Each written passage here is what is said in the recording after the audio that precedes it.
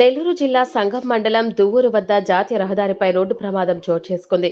నెల్లూరు నుండి సీతారామపురం వైపు వెళ్తున్న ఓ పేపర్ వ్యాన్ అకస్మాత్తుగా రోడ్డుపై అడ్డుగా వచ్చి గేదెలను ఢీకొట్టడంతో ఈ ప్రమాదం జరిగింది.